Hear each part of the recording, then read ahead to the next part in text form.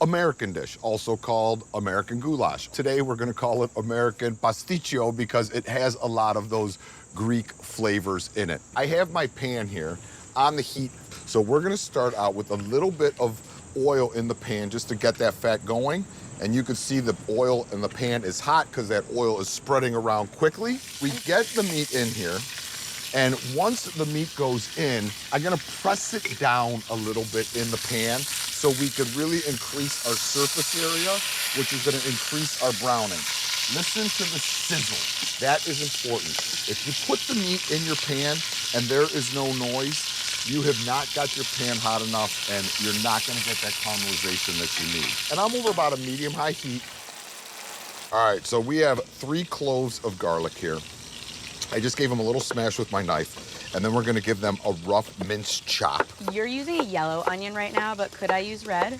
Yeah, I always think onions, look for the onions that are freshest at your store, Liv, and then those are the ones that you wanna go with. I'm gonna put a small dice on these. So I'm gonna flip this meat now, move it around so the other side could start to caramelize too, because we wanna get as much of that color on here as we can when we're browning that meat. So you can kind of break it up now, get it back over that higher heat, and let the rest kind of caramelize up and just break it.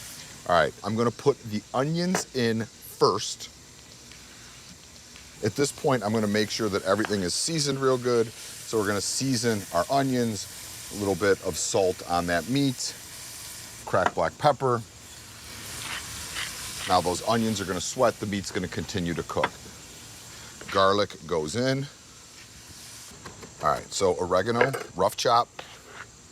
Oregano goes in. I'm gonna put the smallest amount of cinnamon, like a quarter of a teaspoon. We're gonna mix this all up. Those onions, you can see, are starting to sweat. Our meat has a great color on it. And at this point, we are going to move it to the slightly cooler side of the pan. I'm gonna put in my tomato paste, Tuscan toothpaste, some people call it. And we're gonna let this begin to caramelize a little bit. When you put it in, it's bright red. You want it just to get a little bit rusty. That's gonna bring out all its natural sugars and flavor. We never wanna miss the opportunity to add flavor. Then we could mix that in with our ground beef, our onions, our garlic, and our oregano. To this, I'm going to add some crushed tomatoes, 1 can of crushed tomatoes. Pour them over your spoon so it doesn't splash.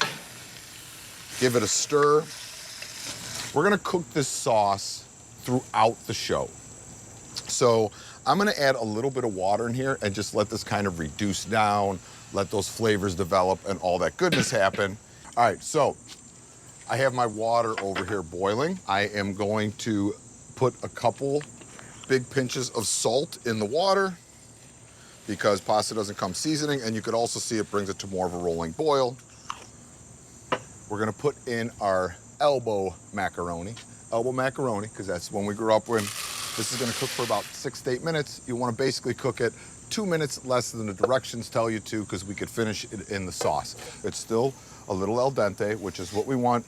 I'm gonna put a little splash of the starchy pasta water in with our sauce that is cooked down, because we have the starch and the salt in the water, reinforces that this is seasoned good.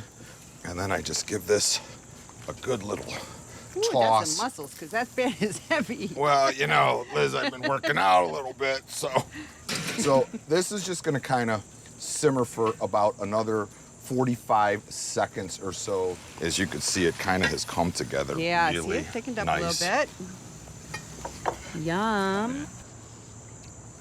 It's right up your alley. It's so good. It's so good. Man, I could eat like a giant bowl of this.